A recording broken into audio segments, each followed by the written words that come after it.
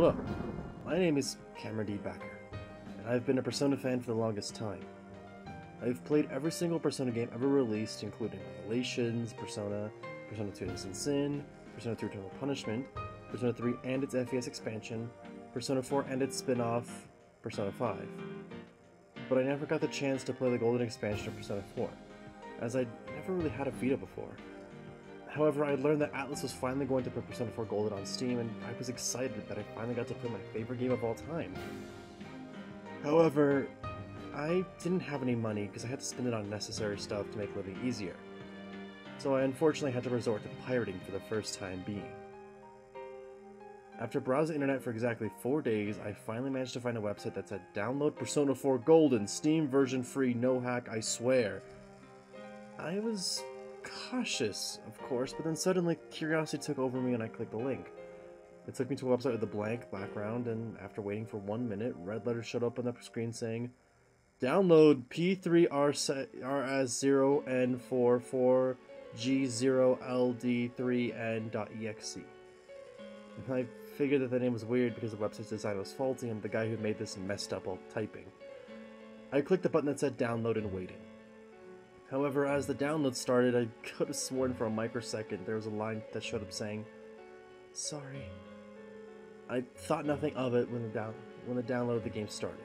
After waiting for only 30 minutes, due to how fast my internet connection was, I got a notification the download had been finished and I clicked on it.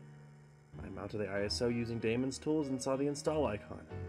I clicked on it and the game started to install. But one thing I noticed while installing was that a picture showed was really odd. It showed Yu Narukami, the protagonist of Persona 4, standing over the dead body of Ren Amamiya, the protagonist of Persona 5. I thought it was strange, but didn't really give it much thought besides some edgy joke by the person who pirated the game. Once it finished installing, I put the files in the crack folder to the folder that had the game app and replaced them. Then I clicked on the icon.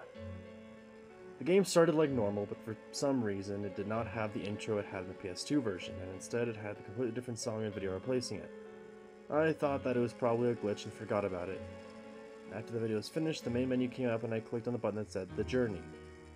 The game started like normal with Yu arriving to Inaba, a fictional role play set based on Yasu Inaba, with his uncle Dojima coming to see him.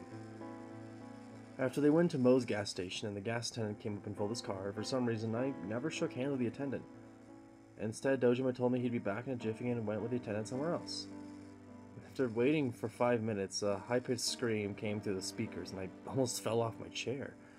I wondered what the fuck happened and I looked at my computer screen. I saw that Dojima had finally arrived, but he looked different. He was covered in blood, and not only that, but the gas station attendant was nowhere to be found. The blood on him was also pretty realistic, and I felt that if I touched it, I could get some of my fingers. Dojima smiled and said, "She won't bother us anymore." He then looked at the screen and said this, "Isn't that right, Cameron?"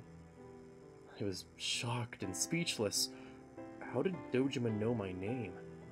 How was this even possible? As I was buried in my thoughts, the game fast-forwarded and I found myself into the Dojima residence. I paused the game and looked at my character info. Instead of the name I typed, it was my full name. I was shocked and scared, but mostly shocked. I thought it had just been a glitch and decided I should shut off the game for now, except I couldn't.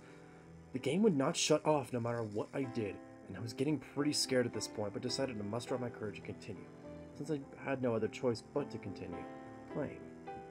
The game continued like normal, with Yu having the dream where he fights Izanami. However, instead of him walking up in the final area of the game, he woke up in a different place. It was the neighborhood similar to my own. I thought it was quite bollocks how bug the game was, because of this intro portion of the game was my favorite, but I decided to continue playing again. Yu ran and ran until he came across a small house. I decided to go and enter it. However, the second he entered the house, I heard my front door creaking open. Not knowing what that was, I decided to continue playing. I went around looking for stuff to interact until I stopped by a text box. The text box said this: Who are you? What are you doing in my house?" All of a sudden a fight started and I was against someone who looked like my dad. looked like if he was a PS2 model. I got the first turn and realized that I could not use my persona, so I decided to attack with my katana for the time being. The man got hit and I saw blood being splattered across the screen. I was shocked as I did not recall Persona 4 being this bloody before. When it was the man's turn, he did not attack and only said, "Please stop." The fight continued on until I got his health to 0. By now the man was heavily bruised and bloody with cuts all over his body. The man looked at the screen and said, "I'm sorry, Cameron," and fell to the ground. My computer suddenly got the blue screen death and shut itself off down. I was taken aback with what I had just seen and decided that was enough gaming for one day. So I left my room, went downstairs to eat some crunchy nut cereal, and I came across a violent scene. To this day, I still can't believe what I witnessed. On the ground was my dead father's cut up and bloody corpse, and standing over him was the PS2 low poly model of Narukami. He looked at me and yelled, "Cross slash!" and charged at me, and I passed out.